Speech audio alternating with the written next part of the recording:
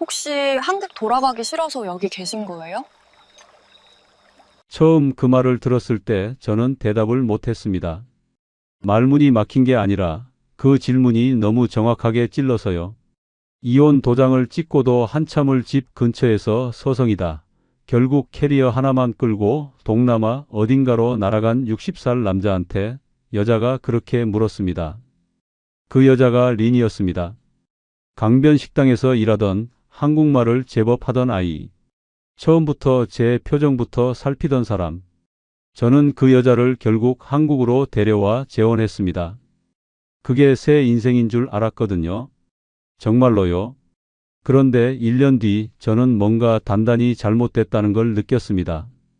다만 그게 뭔지 어디서부터인지는 한참이 지나서야 알았습니다. 도대체 그 1년 동안 무슨 일이 있었던 걸까요? 시작 전 구독과 좋아요로 함께해 주시고 어느 지역에서 듣고 계신지 댓글로 한 번씩만 남겨주세요. 그곳에 행복이 닿길 바라겠습니다. 퇴직이 반년 앞으로 다가왔을 때 집안 공기가 먼저 달라졌습니다. 제가 느낀 건 달력이 아니었어요. 아내 선영이 거실 소파에 앉아 TV를 보다가도 밥상 앞에서도 심지어 제가 세면대에서 혈압약을 꺼내는 순간에도 슬쩍 눈길을 돌리던 그 방식이었습니다. 약통이 비어가는 건 못 봐도 퇴직금이 일시금으로 언제 들어오는지는 꼭 2번씩 묻더라고요. 일시금으로 받는 거 맞지? 분할 말고. 처음엔 그냥 넘겼어요. 노후 준비 얘기겠거니 싶었으니까요. 그런데 그 질문이 한 번이 아니었습니다. 2번, 3번. 맥락도 없이 불쑥 나왔어요. 아침 식탁에서 뉴스 끝나고 채널 돌리다가 제가 피곤하다고 일찍 누우려는 날 침실 문 앞에서 타이밍이 너무 자연스러워서 오히려 이상했습니다. 오래같이 살면 그렇게 되는 건지 아니면 원래 그런 사람이었는데 제가 몰랐던 건지. 그때는 잘 몰랐어요. 아들 민호도 마찬가지였습니다. 어느 주말 민호가 아버지 오랜만에 소주 한잔 해요 라고 했어요. 오랜만이라는 말에 저도 모르게 반가웠습니다. 아들이 먼저 연락해 오는 일이 그리 잦지 않았거든요. 근처 고깃집에 마주 앉았는데 고기 굽기도 전에 민호 입에서 나온 첫 마디가 이거였어요. 아버지, 어차피 노후는 연금으로 버티면 되잖아요. 퇴직금은 묵혀두면 손해니까 제가 좀 알아봐 드릴게요. 숯불 위에서 고기가 지글지글 소리를 내고 있었습니다. 저는 잔을 들다가 내려놨어요.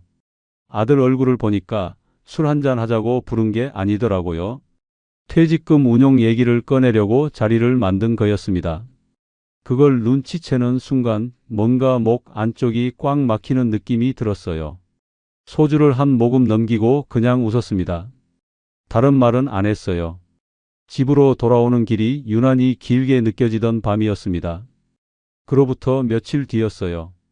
퇴근이 조금 늦어진 날이었습니다. 현관문을 열고 들어서는데 거실에서 불판 위에 고기 굽는 냄새가 확 밀려왔어요. 선영과 민호가 식탁에 앉아 있었습니다. 민호가 언제 왔는지도 몰랐어요. 둘이 마주 앉아 고기를 먹고 있었고 민호 휴대폰에서는 영상이 흘러나오고 있었습니다. 식탁 위엔 웃음소리, 고기 굽는 소리, 알림음이 뒤섞여 있었어요. 저는 가방을 내려놓고 주방 쪽으로 갔습니다. 싱크대 옆에 뚜껑 닫힌 냄비가 하나 있었어요. 된장국이었습니다. 식어 있었어요. 저는 밥을 한 주걱 퍼서 국에 말았습니다. 수저를 들고 싱크대 옆에 서서 먹었어요. 식탁이 없어서가 아니었습니다. 식탁엔 자리가 있었어요. 그냥 거기 가서 앉기가 싫었습니다.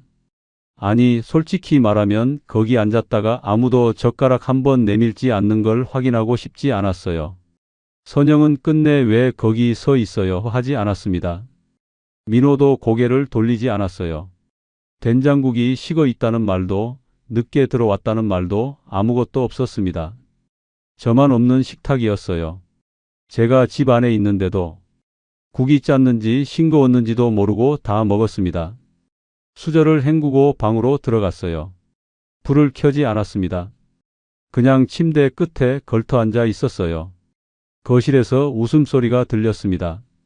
건강검진 재진 날이었어요. 직장에서 건강검진을 받고 몇 가지 수치가 나와 다시 오라고 했던 날입니다.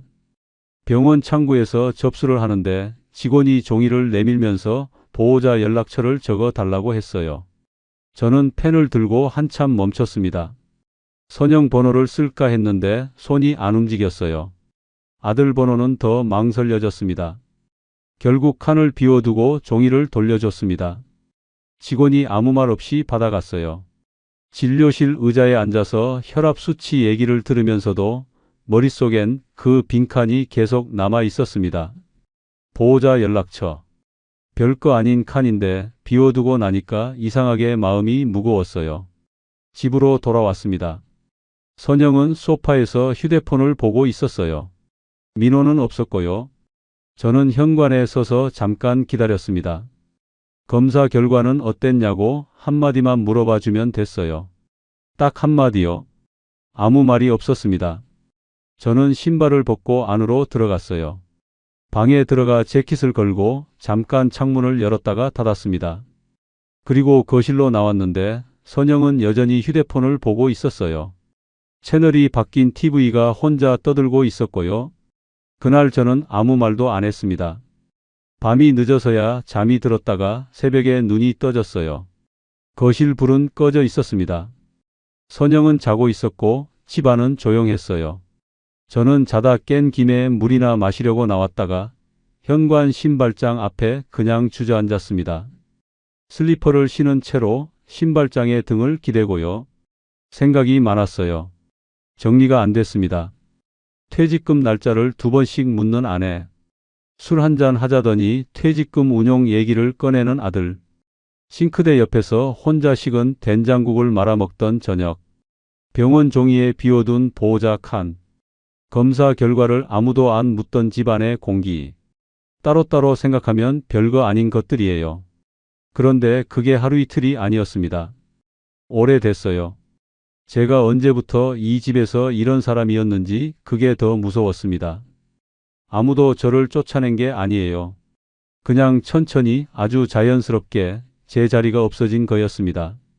더 늦으면 집 안에서 완전히 지워지겠다 싶었어요. 그 생각이 드는 순간 이상하게 마음이 조용해졌습니다. 무너지는 게 아니라 오히려 뭔가 결심이 서는 것 같은 고요함이었어요. 저는 한참 신발장에 기대 앉아 있다가 조용히 안방으로 들어가지 않고 그냥 거기 있었습니다. 황혼 이혼. 그 단어가 머릿속에 들어온 건 그 새벽이었어요. 이혼 절차는 생각보다 조용하게 끝났습니다.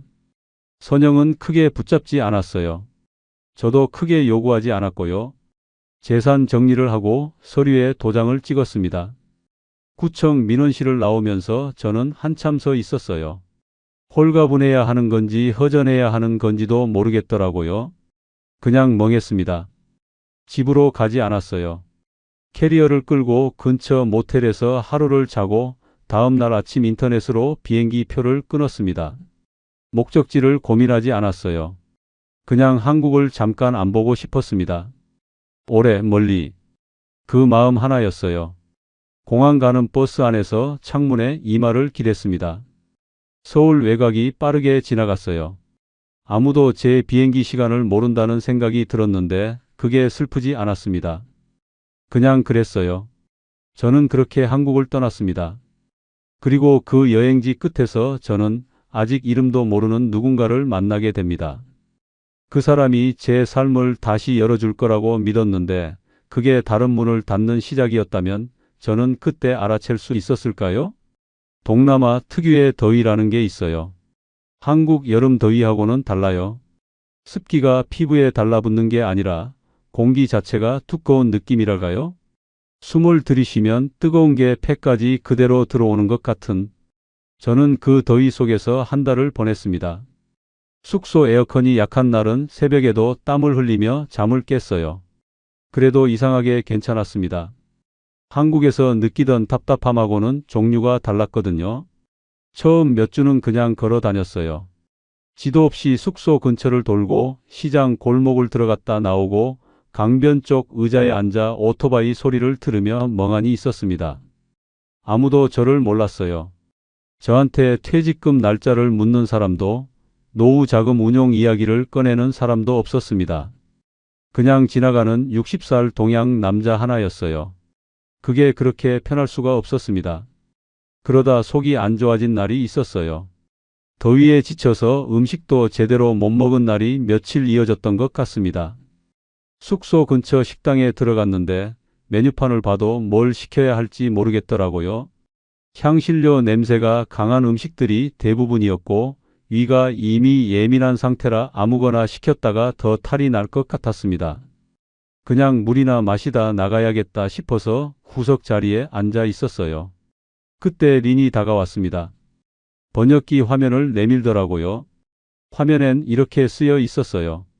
매운 거 말고 따뜻한 거 드실래요? 저는 그냥 고개를 끄덕였습니다.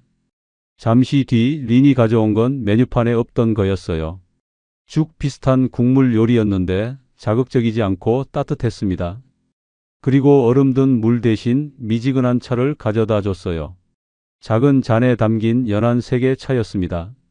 저는 그걸 받아들고 한참 말이 없었어요.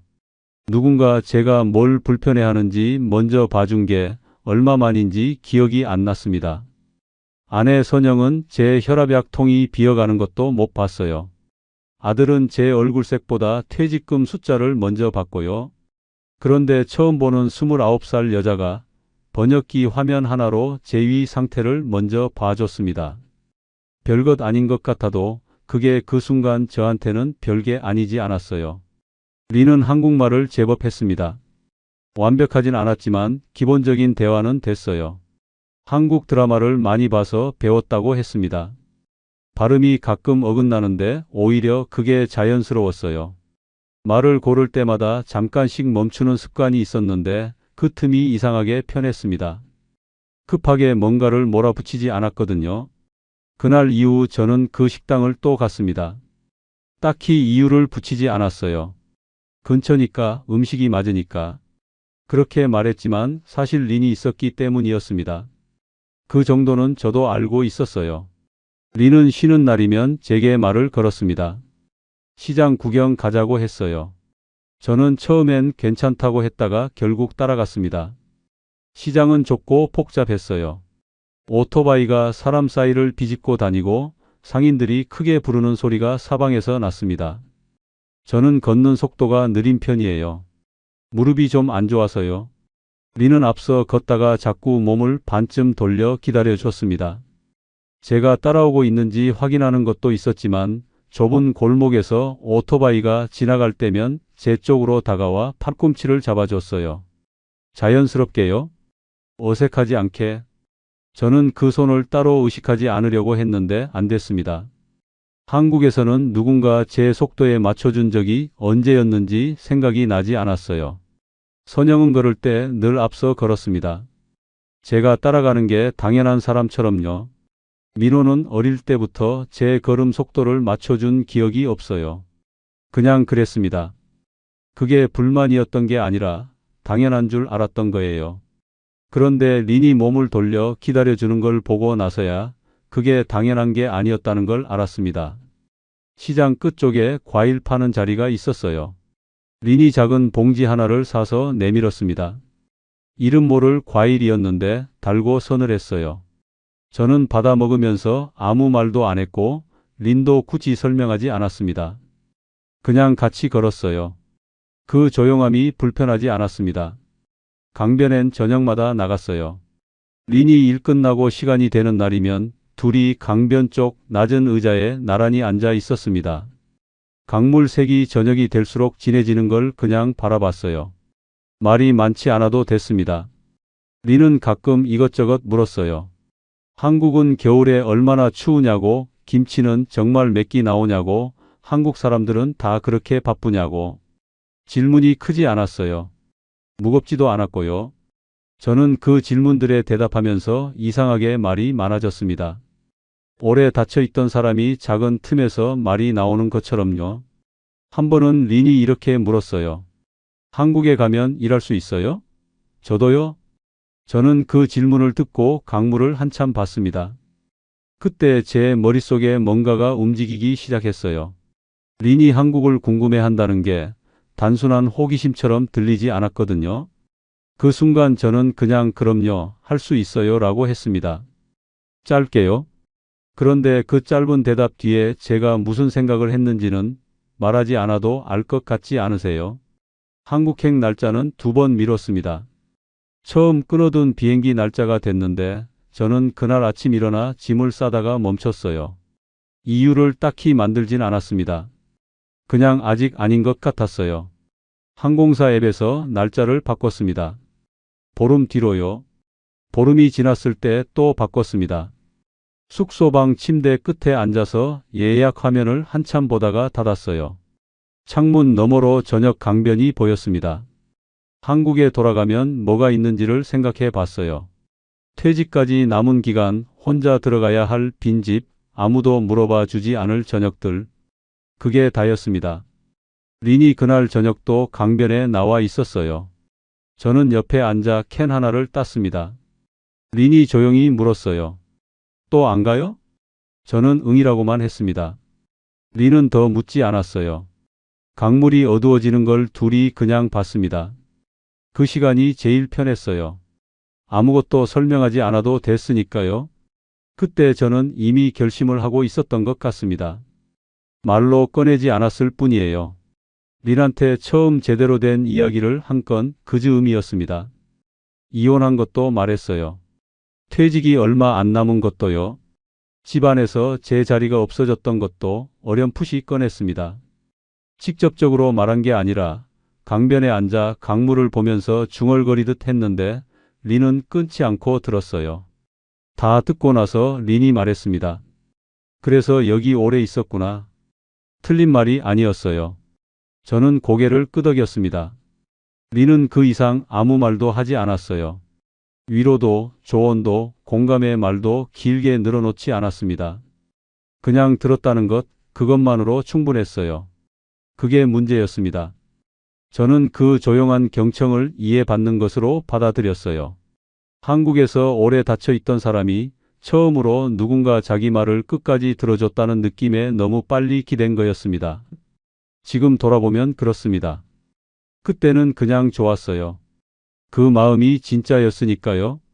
그게 맞는 감정인지 너무 이른 감정인지 그런 걸 따져볼 여유가 그때 저한테는 없었습니다.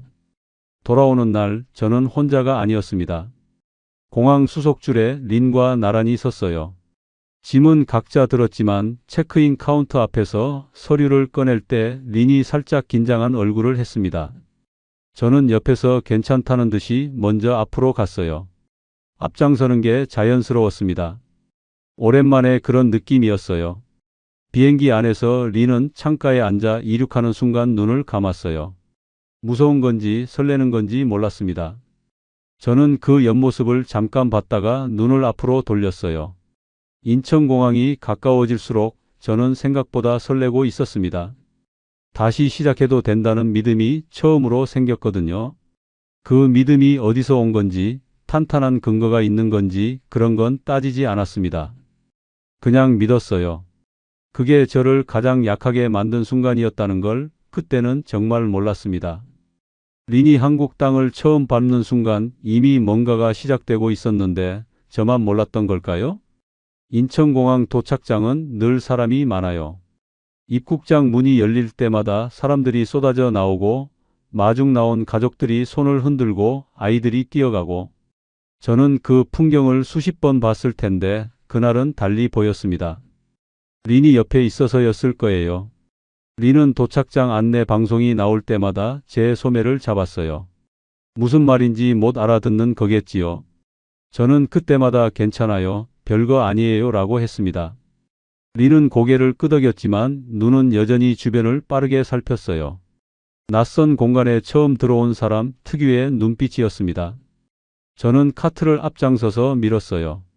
짐을 올리고 출구 방향을 잡고 택시 승강장 쪽으로 걸었습니다. 린은 제 한 발 뒤에서 따라왔어요. 오토바이 골목을 함께 누비던 그 여자가 여기서는 저한테 기대고 있었습니다. 그 위치가 이상하게 자연스럽게 느껴졌어요. 제가 앞장설 수 있는 공간이 생겼다는 게 그게 좋았습니다. 경기 외곽 아파트까지 오는 내내 린은 창문 밖을 봤어요. 고속도로 양쪽으로 아파트 단지들이 줄지어 있고 간판들이 빠르게 지나가고 터널을 몇 번 통과했습니다. 린은 한마디도 안 했어요.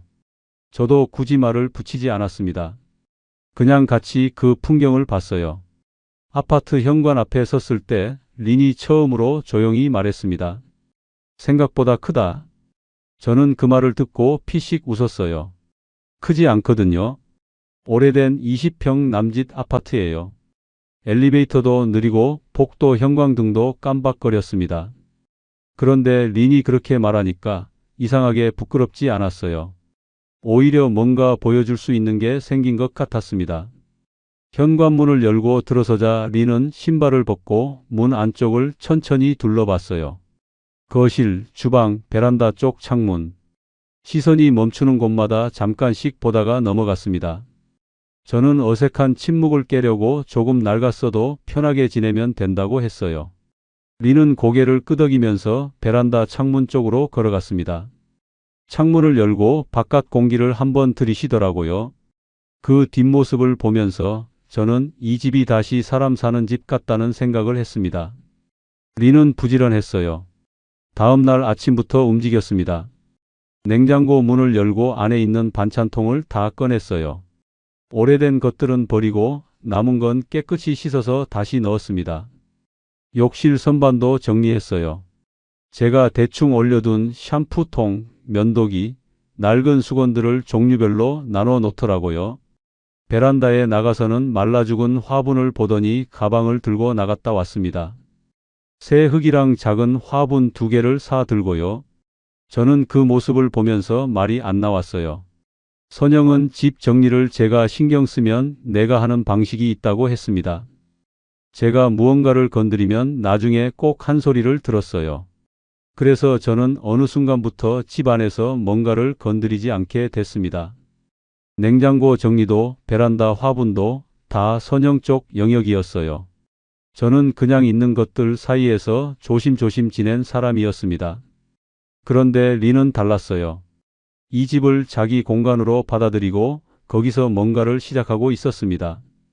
그게 저한테는 함께 만들어가는 것처럼 느껴졌어요. 저도 뭔가 해야겠다 싶었습니다. 며칠 뒤 마트에 다녀왔어요. 새 밥솥을 샀습니다. 오래된 게 코팅이 벗겨진 지 한참이었거든요.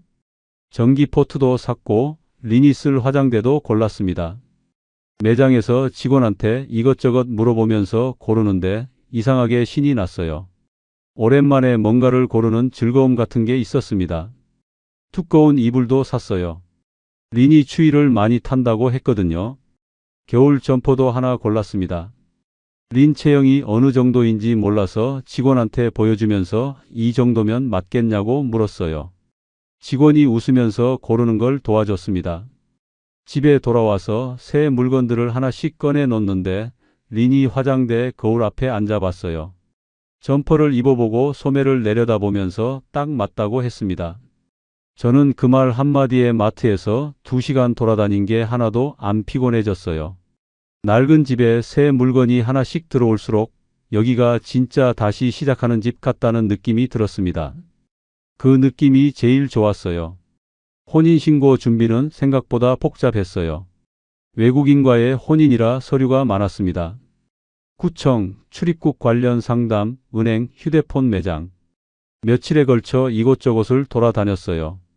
저는 그 과정이 번거롭다고 느끼지 않았습니다. 오히려 뭔가를 같이 해나가는 것 같아서 좋았어요. 서류가 많은 날이면 린은 자꾸 제 쪽을 바라봤습니다. 창구 직원이 설명을 하면 린은 절반쯤 알아듣고 나머지는 제 눈치를 봤어요. 저는 그 시선에 기대어 서명을 했습니다. 제가 결정하고 제가 책임지는 사람이 된 것 같은 느낌이었어요. 오랫동안 그런 느낌이 없었거든요. 집안에서 제 의견이 마지막으로 반영된 게 언제인지도 잘 모를 만큼요. 혼인신고를 마친 날 저녁 둘이 동네 국밥집에 갔습니다. 특별한 자리를 만들려고 한 건 아니었어요. 그냥 근처에서 간단하게 먹자고 들어간 거였습니다.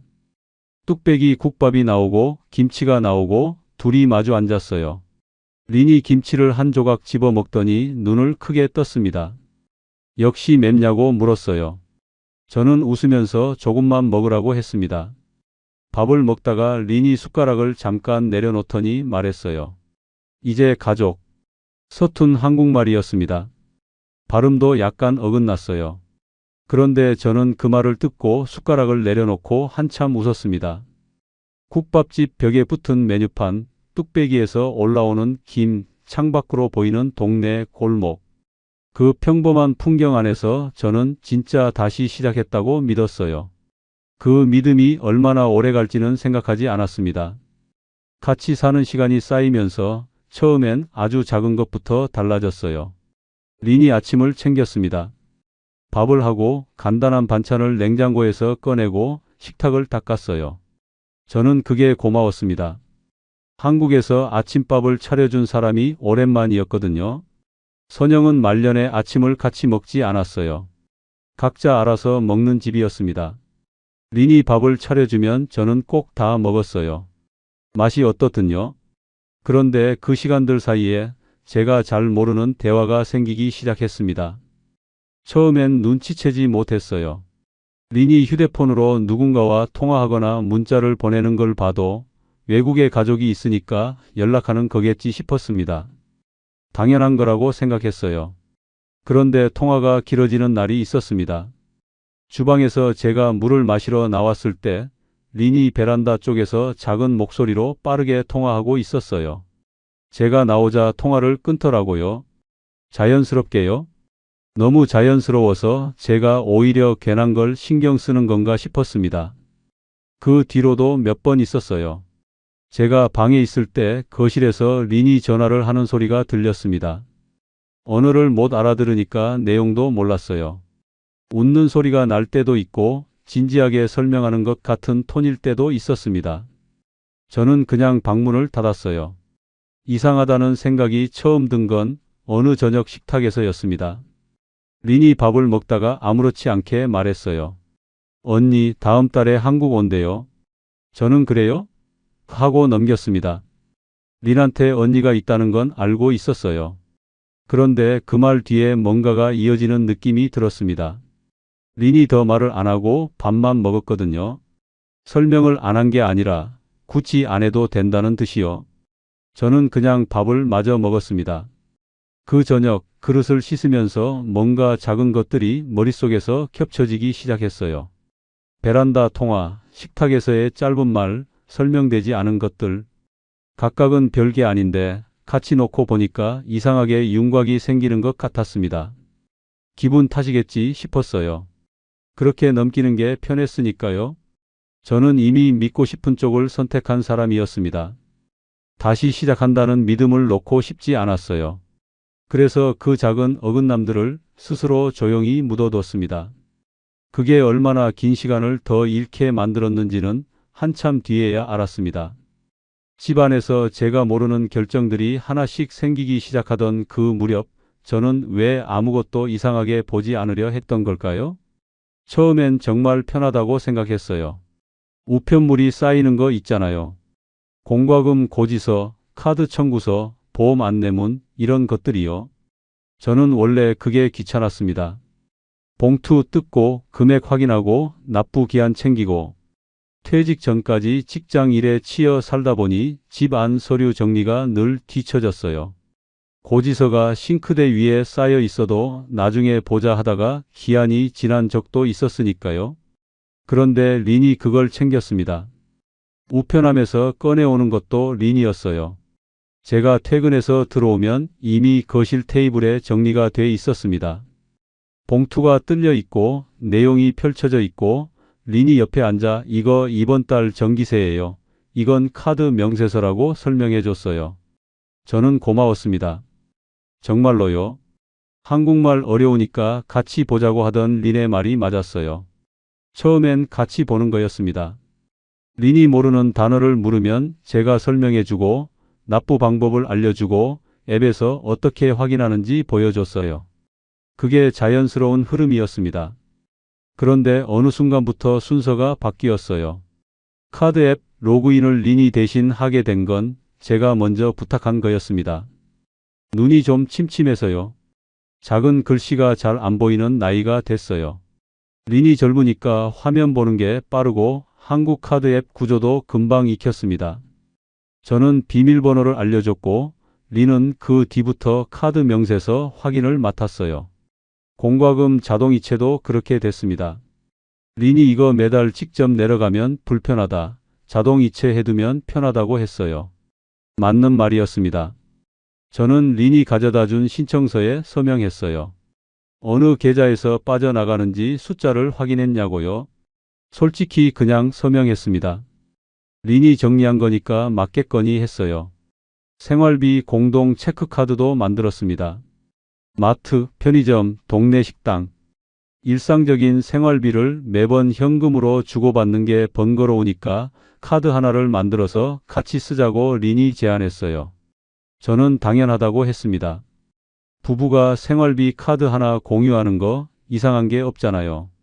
그 카드를 주로 들고 다니는 사람이 린이었다는 것도 처음엔 별로 생각 안 했어요. 그런데 어느 날 저녁이었습니다. 카드 앱에서 이번 달 사용 내역을 보려고 린한테 화면 좀 보여달라고 했어요. 린이 폰을 가져와 화면을 넘겨줬는데 저는 그걸 훑어보다가 잠깐 멈췄습니다. 생활비 치고 큰 금액이 몇 건 있었어요. 린한테 물었습니다. 이게 뭐예요? 린은 이건 가전 수리비고 이건 마트에서 한꺼번에 산 거라고 설명했어요. 말이 되는 설명이었습니다. 저는 고개를 끄덕였어요. 그런데 그 설명이 조금 빨랐습니다. 제가 화면을 다 보기도 전에 나온 것처럼요. 기다리지 않고 먼저 나온 설명이었어요. 그게 마음에 걸렸는데 제가 또 묻어뒀습니다. 그냥 예민한 거겠지. 그렇게요? 린의 언니 부부가 처음 집에 온 건 재혼하고 서너 달쯤 됐을 때였어요. 린이 며칠 전에 말했습니다. 언니가 한국에 들어오는데 며칠 집에 있어도 되냐고요? 저는 괜찮다고 했어요. 처갓집 식구인데 당연하지 싶었습니다. 언니 부부가 온 날 현관에서 인사를 나눴어요. 린의 언니는 30대 중후반쯤 돼 보였습니다. 남편도 함께였어요. 저는 한국말이 안 통하니까 린이 통역하는 대로 인사를 주고받았습니다. 어색하지만 나쁘지 않은 첫인상이었어요. 그런데 다음 날부터 달라졌습니다. 주방에서 린과 언니가 대화하는 소리가 아침부터 났어요. 빠르고 길었습니다. 저는 알아들을 수가 없었어요. 식탁 위엔 배달 음식 상자가 올라와 있었고 냉장고 문이 자주 열렸다 닫혔어요. 제가 냉장고 문을 열려고 가는데 언니가 먼저 열고 뭔가를 꺼내는 상황이 2번 있었습니다. 제 집 냉장고인데 제가 눈치를 봤어요. 거실 TV 앞자리는 자연스럽게 언니 부부 차지가 됐습니다. 낮에 제가 거실에 나오면 언니 부부가 소파에 앉아 TV를 보고 있었어요. 저는 베란다 쪽 접이 의자에 앉았습니다.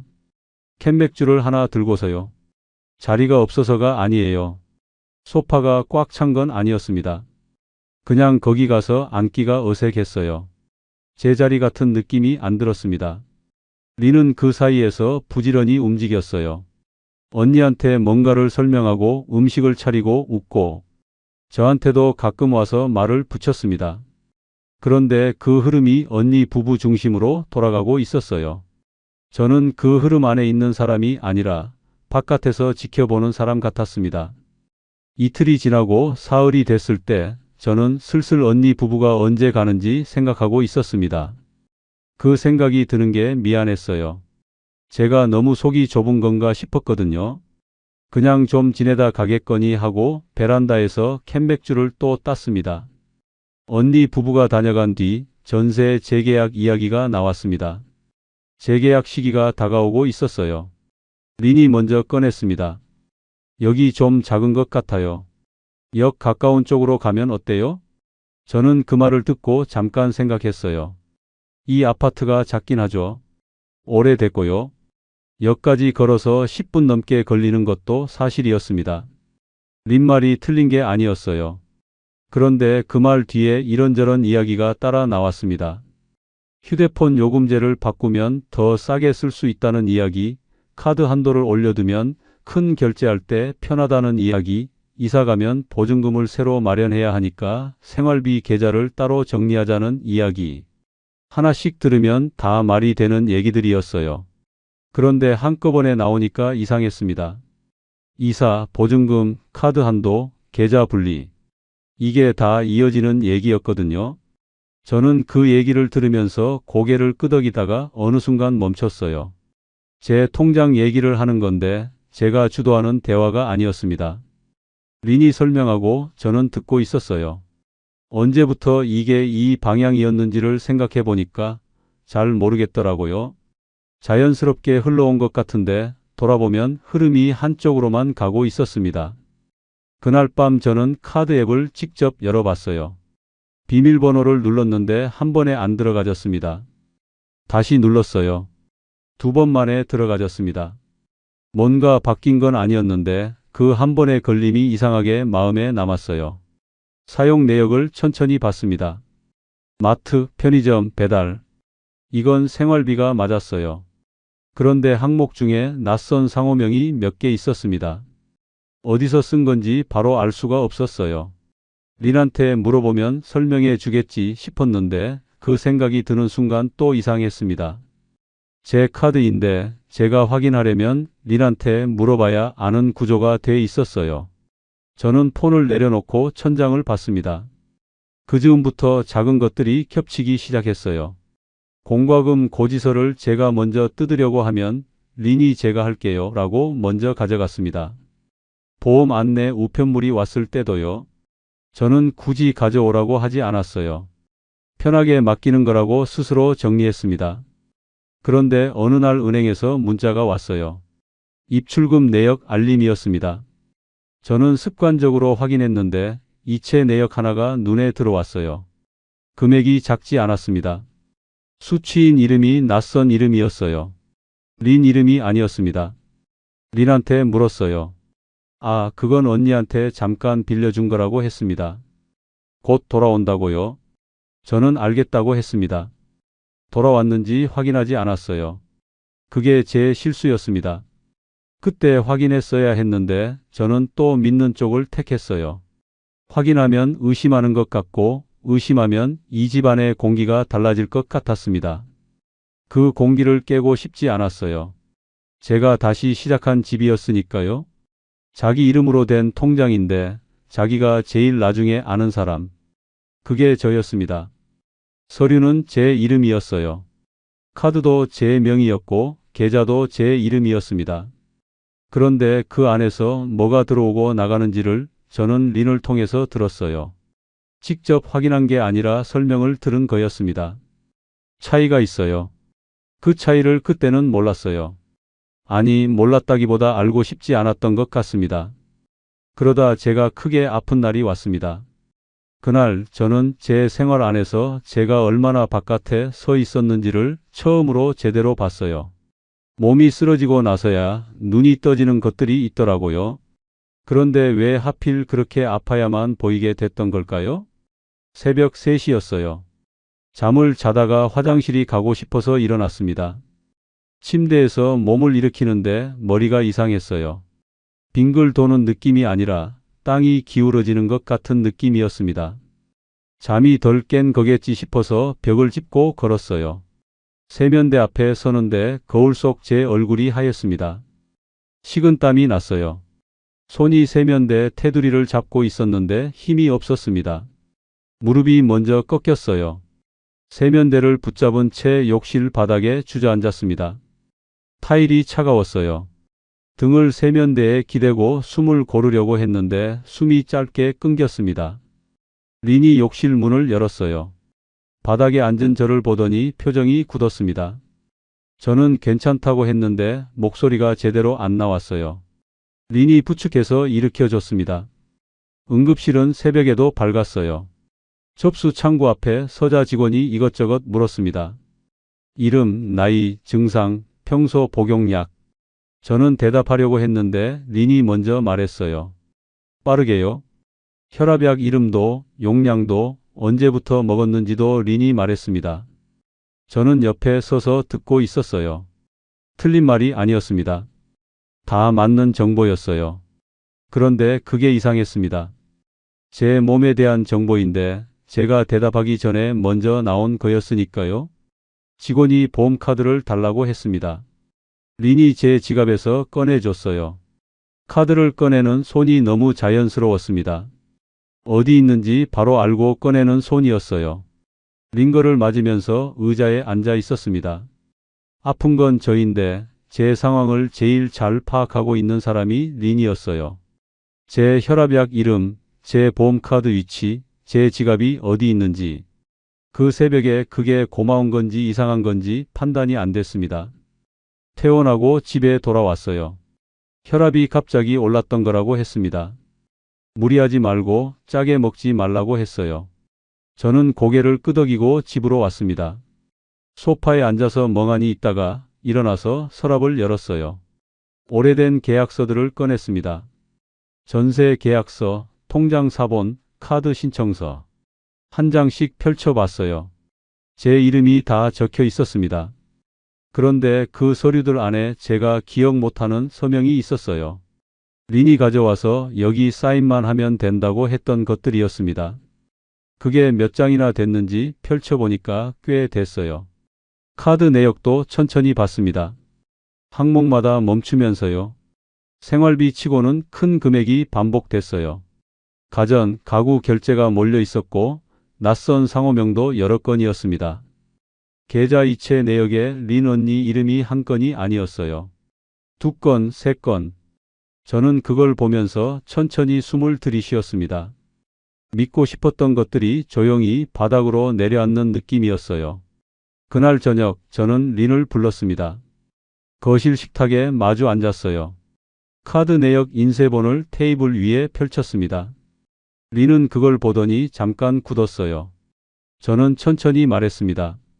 언니 계좌로 나간 거 3번이에요. 린이 말했어요. 잠깐 빌려준 거라고 곧 돌아온다고요. 목소리가 평소보다 낮았습니다. 저는 그 말을 듣고 다음 장을 펼쳤어요. 생활비를 넘는 반복 결제 내역이었습니다. 이건요? 린이 설명했어요.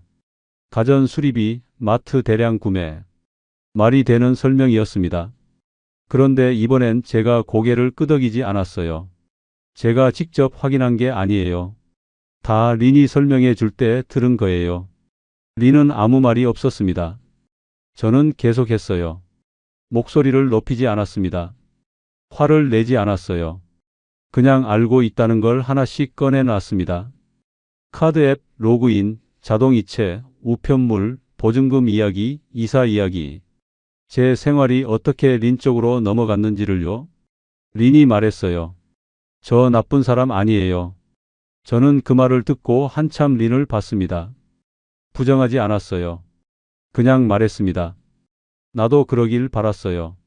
린은 그 뒤로 말이 없었어요. 저는 서류를 챙겨서 가방에 넣었습니다. 작은 가방 하나를 싸서 현관문을 나왔어요. 뒤를 돌아보지 않았습니다. 역 앞 단기 숙소로 갔어요. 작은 방이었습니다.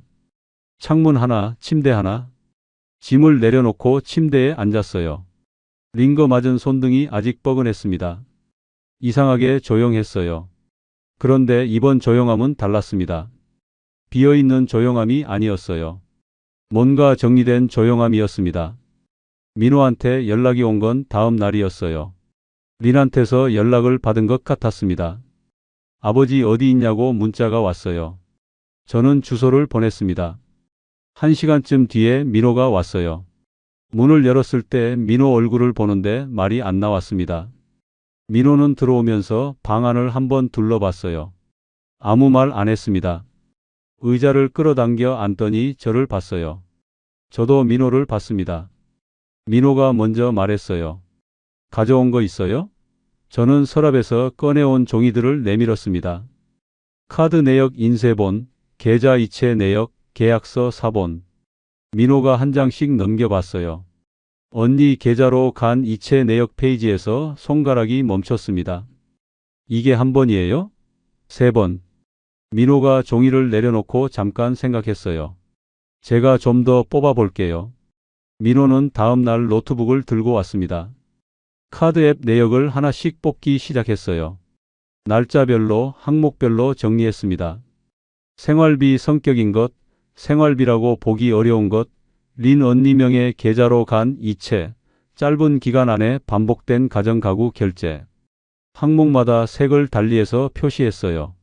다 펼쳐놓고 보니까 흐름이 보였습니다. 한 번에 큰 돈이 빠진 게 아니었어요. 조금씩 여러 번에 걸쳐서 나간 거였습니다.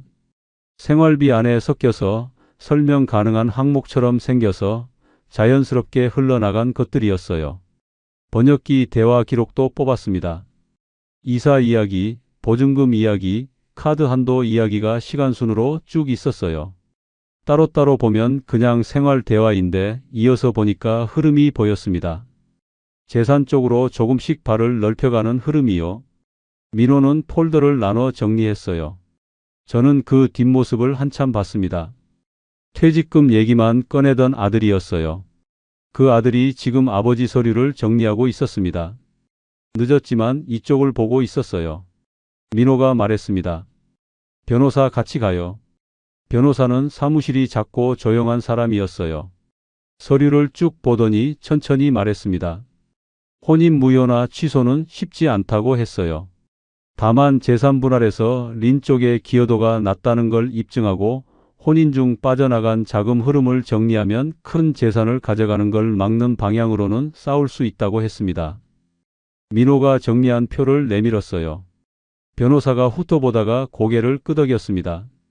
이 정도면 충분히 쓸 수 있다고 했어요. 언니 계좌로 간 이 채권은 특히 중요하다고요. 진술서를 써야 한다는 말을 들었습니다. 숙소로 돌아와서 메모지를 꺼냈어요. 첫 줄을 쓰는데 손이 잠깐 멈췄습니다. 어디서부터 써야 하는지 몰라서가 아니었어요. 쓰다 보면 결국 제가 얼마나 보고 싶지 않은 것만 봤는지가 나올 것 같아서였습니다. 그래도 썼어요. 끝까지 다 썼습니다. 린과 마주 앉아 서류를 펼쳤던 그 저녁부터 현관문을 나오던 순간까지 손이 떨리지 않았어요. 목이 잠기지도 않았습니다. 그냥 담담하게 썼어요. 다 쓰고 나서 메모지를 봤습니다. 제가 이미 한 발 내디딘 사람이라는 게 느껴졌어요. 끌려다니던 사람이 아니라 뭔가를 직접 움직이기 시작한 사람으로요. 그게 작은 변화였지만 저한테는 컸습니다.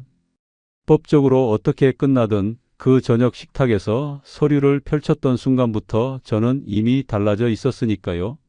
조정 결과가 어떻게 나올지는 아직 몰랐습니다. 하지만 이번엔 제가 먼저 움직이고 있었어요. 그것만은 확실했습니다. 진술서를 다 쓰고 나서 며칠이 지났어요.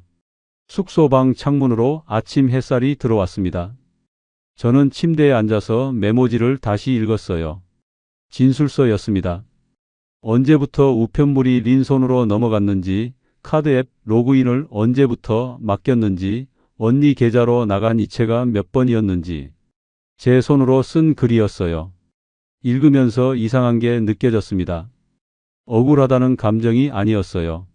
이걸 이제야 정리하고 있다는 것, 이걸 이제야 눈으로 보고 있다는 것, 그 느낌이었습니다. 오래 눈을 감고 있던 사람이 뜨고 나서 처음으로 주변을 제대로 보는 느낌이요. 민호한테 문자를 보냈어요. 오늘 집에 들어갈 거야. 민호한테서 바로 답장이 왔습니다. 같이 가요. 집 앞에 섰을 때 발이 잠깐 멈췄어요. 며칠 만에 보는 현관문이었습니다. 제 집이었어요. 제 이름으로 된 전세 계약서가 있는 집이요. 그런데 며칠 동안 제가 숙소에 있었고 린이 여기 있었습니다. 그 사실이 이상했어요.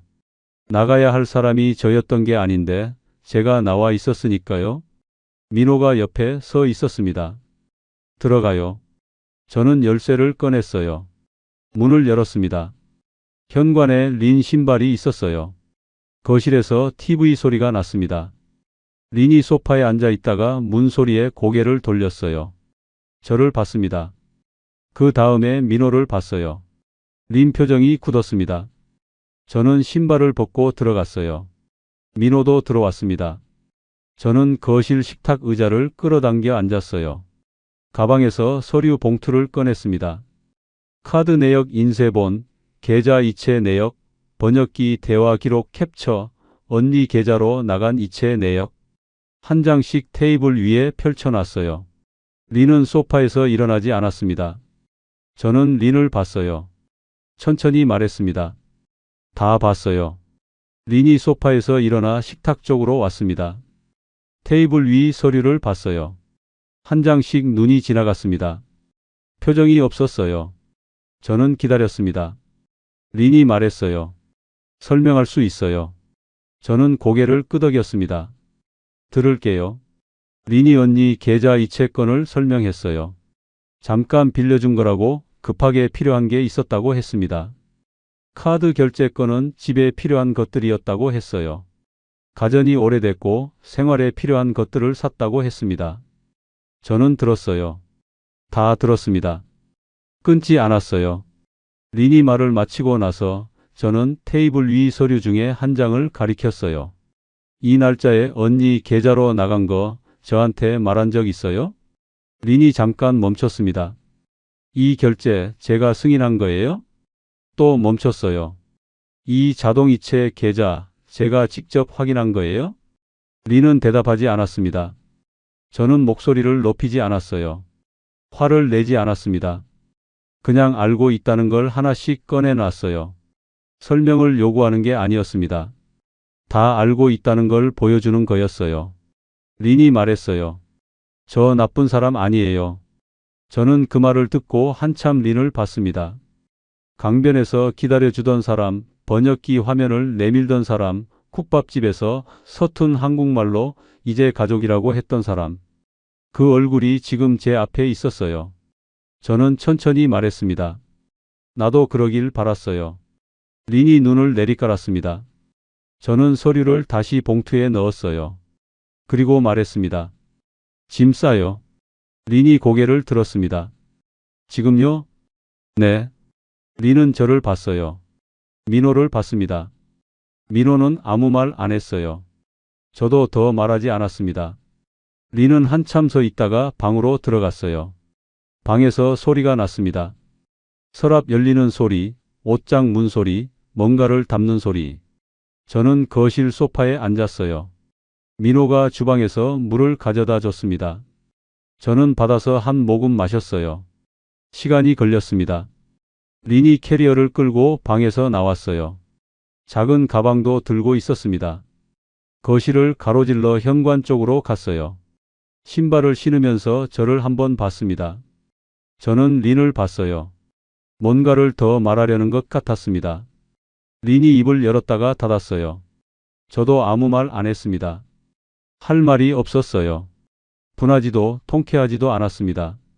그냥 봤어요. 린이 현관문을 열고 나갔습니다. 문이 닫혔어요. 저는 그 소리를 들으면서 소파에 앉아 있었습니다. 민호도 옆에 서 있었어요. 집안이 조용해졌습니다. 민호가 말했어요. 잘하셨어요. 저는 대답 안 했습니다. 대답이 필요 없었어요. 며칠 뒤 가정법원 조정이 있었어요. 대기실에서 민호랑 나란히 앉아 기다렸습니다. 린은 맞은편 쪽에서 변호사처럼 보이는 사람과 앉아 있었어요. 이쪽을 한번 봤다가 시선을 돌렸습니다. 저는 흔들리지 않았어요. 민호가 팔꿈치로 살짝 툭 쳤습니다. 괜찮아요? 괜찮아요. 조정실 안에서 린 쪽 변호사가 재산분할 요구 금액을 제시했습니다. 처음에 나온 숫자는 높았어요. 저는 그 숫자를 듣고 손이 차가워졌습니다. 민호는 표정을 바꾸지 않았어요. 우리 쪽 변호사가 자료를 펼쳤습니다. 혼인 기간, 린의 실질 기여도, 빠져나간 자금 흐름, 언니 계좌로 간 이체권. 민호가 밤새워 만든 계좌표가 테이블 위에 놓였어요. 조정관이 그걸 들여다봤습니다. 린 쪽 변호사가 반박했어요. 우리 쪽 변호사가 다시 받아쳤습니다. 조정관이 중간에서 조율했어요. 두 번의 조정을 거치면서 숫자가 내려갔습니다. 한 번, 또 한 번. 결국 린은 처음 요구하던 금액의 절반도 안 되는 선에서 정리됐어요. 조정관이 양측의 확인을 구했습니다. 린 쪽 변호사가 린과 잠깐 얘기를 나눴어요. 린이 고개를 끄덕였습니다. 저는 그 순간 린을 봤어요. 리는 테이블 위를 보고 있었습니다. 제 쪽을 보지 않았어요. 저도 아무 말을 안 했습니다. 그냥 끝났어요. 민호가 제 팔을 잡았습니다. 나가요. 조정실을 나와 복도를 걸었어요. 엘리베이터를 기다리면서 민호가 말했습니다. 잘 막았어요. 저는 고개를 끄덕였어요. 잘 막은 거 맞았습니다. 민호가 없었으면 이렇게까지 못했을 거예요. 그 말을 하려고 했는데 목이 잠겼습니다. 말 대신 민호 어깨를 한번 잡았다가 놨어요. 민호는 아무 말 안 했습니다. 엘리베이터 문이 열렸어요. 집으로 돌아왔습니다. 현관문을 열고 들어서는데 이번엔 달랐어요. 린이 없는 집인데 이번엔 비어있는 느낌이 아니었습니다. 그냥 제 집이었어요. 화장대가 있던 자리를 봤습니다. 눌린 자국만 남아 있었어요. 냉장고 문엔 테이프 끈끈이만 남아 있었습니다. 욕실 선반에 까만 머리끈이 하나 남아 있었어요. 저는 그걸 집어 들었습니다. 한참 들여다봤어요. 그리고 쓰레기통에 넣었습니다. 오래 고민하지 않았어요. 그냥 넣었습니다. 버리고 나서 마음이 가벼웠어요. 민호가 저녁에 왔습니다. 정리된 서류 봉투를 들고 왔어요. 식탁에 봉투를 내려놓으면서 작게 말했습니다. 이제 퇴직금 얘긴 안 할게요. 저는 민호를 봤어요. 술자리에서 퇴직금 운용 얘기를 꺼내던 아이였습니다. 아버지 건강보다 숫자를 먼저 보던 아이요. 그 아이가 지금 이 말을 하고 있었어요. 저는 웃었습니다. 오래간만에 힘이 들어간 웃음이었어요. 밥이나 먹자. 민호가 눈을 크게 떴습니다. 그러더니 따라 웃었어요. 둘이 동네 국밥집에 갔습니다. 뚝배기가 나오고 김치가 나왔어요. 민호가 소주를 시켰습니다. 저는 못 마신다고 했는데 민호가 한 잔만요 했어요. 저는 그냥 받았습니다. 잔을 부딪혔어요. 아무 말 없이요. 그게 충분했습니다. 며칠 뒤 아침이었어요. 집 근처 공원에 나갔습니다. 무릎이 안 좋으니까 천천히 걸었어요. 벤치에 앉았습니다. 자판기에서 캔커피를 하나 뽑았어요. 차가웠습니다. 이번엔 차가웠어요. 한 모금 마시면서 공원을 봤습니다. 할머니 한 분이 산책을 하고 있었고 강아지 끌고 지나가는 사람이 있었어요. 아이 손을 잡고 걷는 젊은 부부도 있었습니다. 저는 그 풍경을 보면서 생각했어요. 린을 원망하는 마음이 없냐고요? 없다고 하면 거짓말이에요. 있었습니다. 그런데 그게 전부가 아니었어요. 제가 그 식탁에서 서류를 펼쳤던 순간이 생각났습니다. 목소리를 높이지 않고 화를 내지 않고 알고 있다는 걸 하나씩 꺼내놨던 그 저녁이요. 끌려다니다가 처음으로 제가 먼저 움직인 순간이었어요. 린 앞에서가 아니라 저 자신한테 부끄럽지 않은 사람이 된 순간이었습니다. 돈은 많이 지켰어요. 그런데 제가 진짜 되찾은 건 그게 아니었습니다. 황혼 이혼 뒤 캐리어 하나 끌고 한국을 떠나던 그 사람. 병원 보호자 칸을 비워두고 나오던 그 사람. 싱크대 옆에서 혼자 된장국을 말아먹던 그 사람. 그 사람이 지금 공원 벤치에 앉아서 차가운 캔커피를 마시고 있었습니다. 혼자였어요. 그런데 이번 혼자는 달랐어요. 지워진 혼자가 아니었습니다. 그냥 저 혼자였어요. 제 자리에 앉아있는 사람의 혼자였습니다. 캔커피를 다 마셨어요. 캔을 쓰레기통에 넣고 벤치에서 일어났습니다. 무릎이 뻐근했어요. 천천히 걸었습니다. 집으로 가는 길이 생각보다 멀지 않았어요. 끝까지 들어주셔서 감사합니다. 구독과 좋아요는 다음 이야기를 이어갈 힘이 됩니다. 그리고 주인공에게 한 줄 응원을 댓글로 남겨주시면 그 마음까지 함께 전해두겠습니다.